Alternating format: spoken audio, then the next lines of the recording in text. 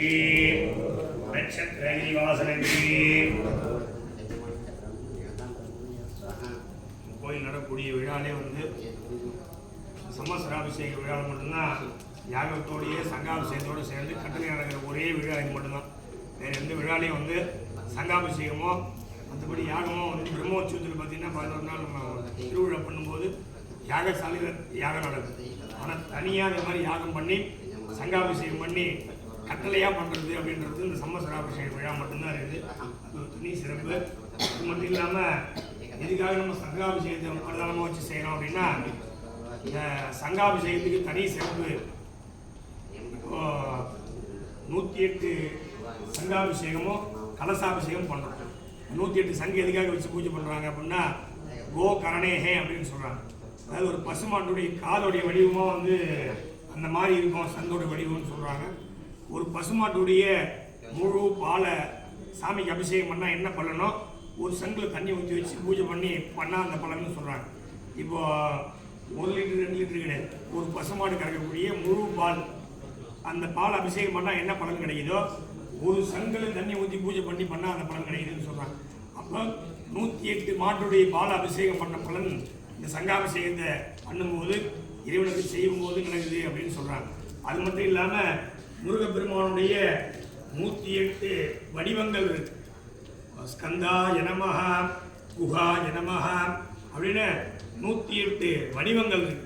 அந்த 108 வடிவங்களையும் இதில் பூஜை பண்ணி கொண்டு போய் நம்ம முருகப்பெருமான்ட்டு சேர்க்கும்போது 108 வடிவங்களுக்கு வரக்கூடிய தனித்தனியாக வரக்கூடிய சண்முகா எனமஹ அப்படின்னா 6 முகத்தோடு இருக்கக்கூடிய முருகப்பெருமான்.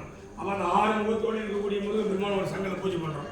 அப்போ அந்த சங்கம் கொண்டு போய் முருகப்பெருமானுக்கு பூஜை பண்ணும்போது 6 முகத்தோடு இருக்கக்கூடிய முருகப்பெருமான் வழிபட்டால் என்ன பலன் கிடைக்குதோ அந்த பலன் நம்ம முருகனை வழிபட்டால் கிடைக்குது அப்படின்னு ஆகம சாஸ்திரம் சொல்லப்படுது. அதுலேயும்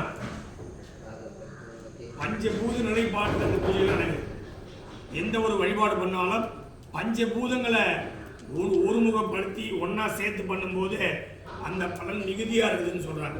இதில் பார்த்தோம் அப்படின்னா பஞ்சபூதங்கள் அப்படின்னா மண் சார்ந்த பொருள். தேங்காய் வெத்தலை பாக்கு பூ பழம் உண்ணம் இதெல்லாம் மண் சார்ந்த பொருள். அக்னி அம்சம் வரக்கூடிய போய் வாயு அம்சமாக இருக்குது. ஊற்றி வச்சு பூஜை பண்ணுற தண்ணி வந்து நீர் சார்ந்த பொருளாக இருக்குது. சொல்லக்கூடிய மந்திரங்கள் ஆகாச நிலைப்பாட்டில் இருக்குது. இப்போ பஞ்சபூதங்கள் ஒன்றா சேருது. அப்போ பஞ்சபூதங்கள் ஒன்றா சேரும்போது இந்த பிரபஞ்ச சக்தி ஒன்றா சேருது அப்படின்னு சொல்கிறாங்க. பிரபஞ்ச சக்தி ஒன்றா சேருது அப்படின்னும் போது நம்ம எந்த தெய்வத்தை கூப்பிடுறோமோ அந்த தெய்வம் அந்த இடத்துல வந்து எல்லா விதமான நலன்களையும் கொடுக்குது அப்படின்னு சொல்கிறாங்க. அப்போ திரவிய தியாகோ யாகா அப்படின்னு சொல்கிறாங்க. இந்த யாகம் எதுக்காக பண்ணுறோம்? சங்காபிஷேகம் சங்கில் தண்ணி ஊற்றி அப்படியே கொண்டு முருகருக்கு அபிஷேகம் பண்ணிடலாம் இல்லையா? எதுக்காக இந்த யாகம் பண்ணுறோம் அப்படின்னா பஞ்சபூதங்கள் ஒன்றா சேரணும் அப்படின்றதுக்காகவும் திரவிய தியாகோ யாகா அப்படின்னு சொல்கிறாங்க. ஒரு ஆப்பிள் எடுத்து என்கிட்ட கொடுங்கன்னா நீங்கள் என்கிட்ட கொடுக்கலாம், நான் உங்கள்கிட்ட கொடுக்கலாம். முருகப்பெருமான்கிட்ட கொடுக்கலாமா அப்படின்னா 100% கொடுக்கலாம். ஆனால் நம்ம ஆன்மா இன்னும் அந்தளவுக்கு மேன்மை அடையலை. நேராக கொண்டு போய் கையில் கொடுக்குற அளவுக்கு இந்த ஆன்மா மேன்மை அடையுது. அப்போ வேற எப்படி கொடுக்கலாம் அப்படின்னா திரவிய யாகோ யாகா அப்படின்னு சொல்கிறாங்க. இந்த யாகத்தில் எந்த பொருள்லாம் நம்ம போடுறோமோ அதெல்லாம் முருகனை போய் சென்றடையுது அப்படின்னு சொல்கிறாங்க. அப்போ முருகனை போய் சென்றடையும் போது இது முருகனுக்காக பண்ணுறோமா அப்படின்னா கிடையாது. ஓம பொருள் போட்டு 96 வகையான மூலிகை பொருள் இதில் யாகத்தில் போட்டு அந்த 96 வகையான மூலிகை பொருளுக்கு 96 விதமான வியாதியை குணப்படுத்தக்கூடிய தன்மை இருக்குது. அந்த யாகத்தில் மூலிகை பொருள் போடுறதால முருகப்பெருமான் நல்லது கிடையாது. அந்த யாகத்தில் போடக்கூடிய மூலிகை பொருள் வரக்கூடிய புகையை சுவாசிக்கும் போது நம்ம உடம்புல இருக்கக்கூடிய வியாதிகள் குணமாகுது அப்படின்னு ஆகம சாஸ்திரங்களை சொல்கிறாங்க. இது முருகனுக்கு பண்ணாலும் நமக்காக முருகனுக்கு பண்ணுறோன்றது தான் 100% உண்மை. முருகப்பெருமானுக்கு பண்ணுறோம் அப்படின்னு நம்ம சொல்லிட்டு கடந்து போயிட முடியாது. நம்ம நல்லா இருக்கணும், நம்மளை சார்ந்து இருக்கக்கூடிய மக்கள் நல்லா இருக்கணும், ஊர் நல்லா இருக்கணும், நம்மளுடைய நாடு நல்லா இருக்கணும், இந்த உலகத்தில் உள்ள ஜீவராசிகள் எல்லாம் நல்லா இருக்கணும். அதாவது லோகா சமஸ்தா சுகினோ பவந்து, லோகத்தில் வசிக்கக்கூடிய சகல விதமான உயிர்களும் சந்தோஷமாக இருக்கணும்னு சொல்லி பிரார்த்தனை பண்ணி தான் இந்த யாகங்கள் பூஜைகள் எல்லாமே பண்ணுறோம். இது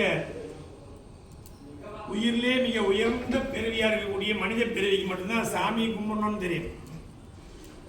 முருகர் போய் கும்பிடணும் அப்படின்னு யாருக்கு யாருக்கு தெரியும்னா மனிதனுக்கு தான் தெரியும், ஆடு மாடுக்கெல்லாம் தெரியாது. ஆனால் நம்மளுடைய ஆகம சாஸ்திரங்கள் என்ன பண்ணுது அப்படின்னா அந்த ஆடு மாட்டுக்கும் சேர்த்து புழு பூச்சிக்கு சேர்த்து தான் வழிபாடு பண்ணணும். அப்போ எல்லா உயிர்களும் இன்புற்று இருக்கணும் அப்படின்னு சொல்லி பிரார்த்தனை பண்ணி தான் அந்த சம்வத்சராபிஷேகம் யாக பூஜையில் நடக்குது. இப்போ உள்ளே போயிட்டு 11 விதமான பொருளால் அபிஷேகம் பண்ண போகிறோம். அபிஷேகம் பண்ணிட்டு திருப்பி அங்கேருந்து இங்கே வந்து சொர்ணாபிஷேகம் வரைக்கும் நடந்த உடனே திருப்பி இங்கே வந்து இப்போ அது வரைக்கும் மூல மந்திரங்களால், வேத மந்திரங்களால், சமீதா மந்திரங்களால் யாகம் பண்ணிகிட்டே இருப்பாங்க. நம்ம போய் அபிஷேகம் பண்ணிட்டு வந்தோம் அப்படின்னா வந்த உடனே மகா பூர்ணாகுதி, மகா தீபாராதனை பண்ணி அதை தொடர்ந்து இங்கேருந்து கலசங்களும் சங்குகளும் ஆலய வளமாக வந்து முருகப்பெருமானுக்கு முதல்ல சங்காபிஷேகம், கலசாபிஷேகம், அதை தொடர்ந்து அலங்காரம் பண்ணி நைவேத்திய உபச்சாரங்கள்லாம் பண்ணி திருசதி அர்ச்சனை பண்ணி தீபாராதனை பண்ண போகிறோம். இது எல்லாம் சொல்லும் போதே ஒரு நேரம் எனக்கு சொல்லும் போதே ஒரு நேரம் ஆகுது. இன்னும் எவ்வளோ நேரம் ஆகும் அப்படின்னு நினைக்கோன்னா சரியான 1 மணி நேரத்தில் இந்த எல்லா பூஜையும் நிறைவடையும். சரியாக 9:30 மணிக்கு மகா தீபாராதனை பண்ணிடுவோம். இந்த நேரத்தில் நம்ம மனசில் இருக்கக்கூடிய அனைத்து பிரார்த்தனைகளையும் முருகப்பெருமானை பிரார்த்தனை பண்ணிக்கங்க. உங்கள் எல்லாருக்கும் எல்லா வளமும் நலமும் கிடைச்சி தீபார சௌபாகியங்களோட எல்லாரும் சந்தோஷமாக இருக்கணும்னு சொல்லி பிரார்த்தனை பண்ணி அப்படியே அபிஷேகத்துக்கு போகலாம். வெற்றிவேல் முருகனுக்கு.